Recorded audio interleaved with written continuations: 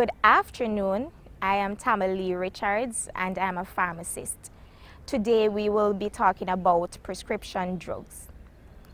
Now, this is a situation. You have gone to the doctor, the healthcare, you have done your assessments, you have done your checkups, and the doctor would now give you a prescription. This prescription will contain your prescription medications that should alleviate, treat the symptoms that you're experiencing.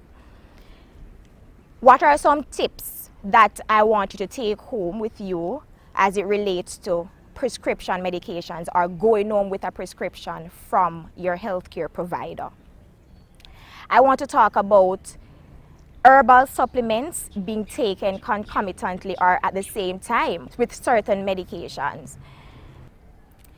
So what are some herbal supplements that you want to avoid with certain medications that you're on? Say, for example, your diagnosis is hypertension or diabetes. You want to avoid certain herbal supplements that will exacerbate the condition or will counteract the effect of your antihypertensive drug. You know, HCTZ, hydrochlorothiazide, or your anti-diabetic medication. You talk about metformin. Everybody should know metformin. You want to avoid certain supplements like your ginseng, like your garlic. Garlic, for example, it lowers blood pressure. So if you're on an antihypertensive drug and on the garlic, you're already putting yourself at risk for hypotension. The other point I want to raise is you want to avoid taking OTC drugs, over-the-counter drugs. You want to avoid certain list 2 drugs. And what are list 2 drugs? So list 2 drugs, these are medications that you would get from a pharmacy with the assistance of a pharmacist. OTC drugs, you just go and you take it up over the counter. Now, there are some of these drugs that you must avoid if you're having certain illnesses such as, again, hypertension, diabetes. For example, certain cough and cold medicine will contain ingredients such as ephedrine, which tend to raise the blood pressure. So if you're hypertensive and you take these cough and cold medicines and you're not monitoring your blood pressure, you're putting yourself at risk for exacerbating the condition. Now we're going to talk about antibiotics. Antifungals. Now, antibiotics, they are used to treat infections. Antifungals, they are used to treat fungal infections. Now, when the doctor prescribed an antibiotic for you to take it for 7 days, for 14 days, for 6 weeks, it is very important that you take the medication as prescribed.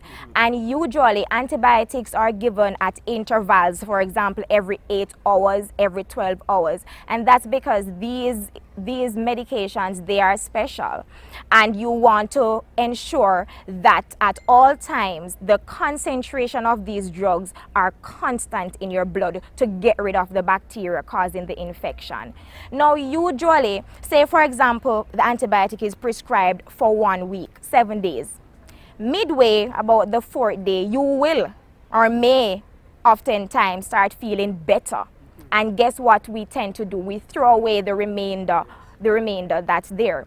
Now, what that is doing is it's putting you at risk for super infection, making your condition worse, or you may develop antibiotic resistance. So next time you're supposed to be treated by a particular antibiotic, you're not getting treated because you have developed antibiotic resistance. It is very important to take every single tablet and at the same intervals every day until finished. The other type of medication that I want to talk to you about will go for persons with bronchitis or asthma. Now, the Ventolin, everybody knows the famous Ventolin pump and the brown pump, which we call probably the Becotide, or it contains beclometazone. Now, usually, especially for asthmatics, you are usually placed on a preventer and a rescue inhaler. Now, the preventer, which is what we call the brown pump, it is used to prevent you from getting an attack. The rescue inhaler, which is the Ventolin inhaler, the blue pump, is for emergency. So what we normally realize as pharmacists is that patients tend to come in and want a Ventolin inhaler when their brown pump is not even finished as yet.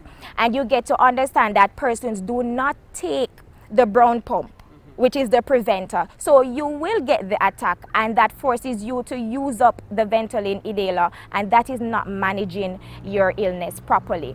You need to be on your preventer. Also, as well as being on your preventer inhaler, you want to also avoid your triggers. Identify your triggers and avoid them. And that way you will not be on the blue pump as often as you are on it.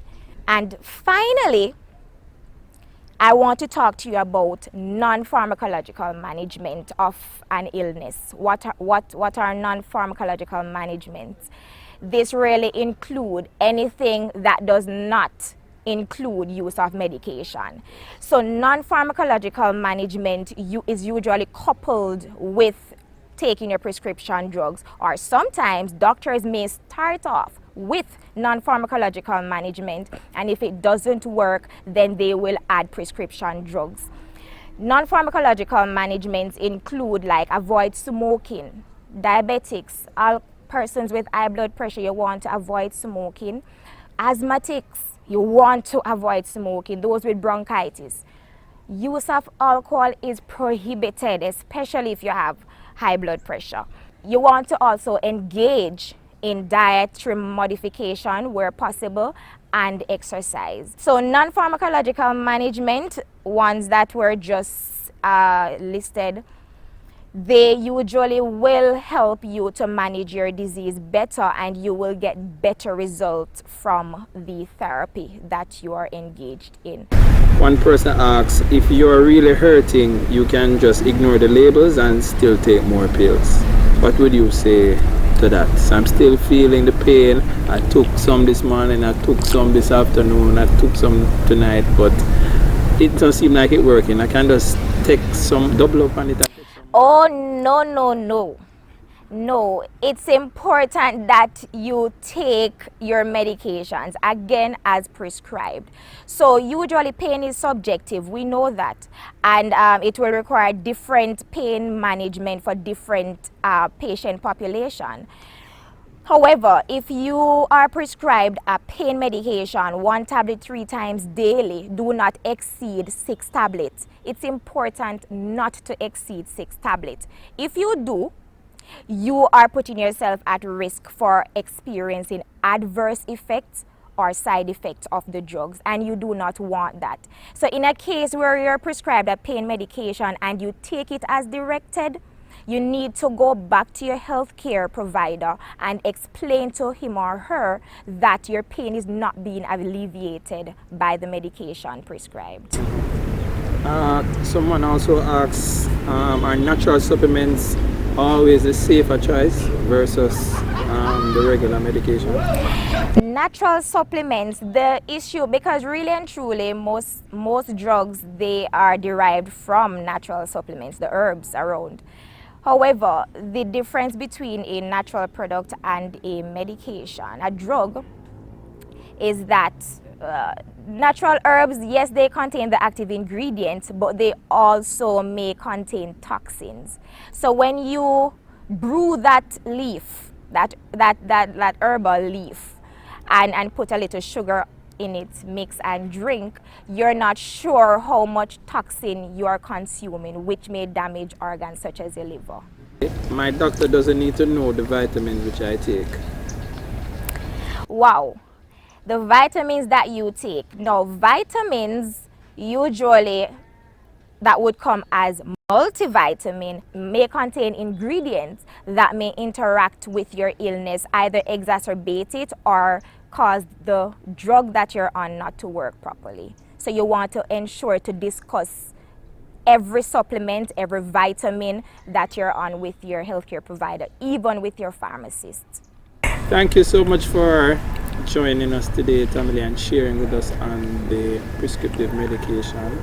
I hope our viewers learned a lot, and looking forward to see you soon for another interview. Thank you.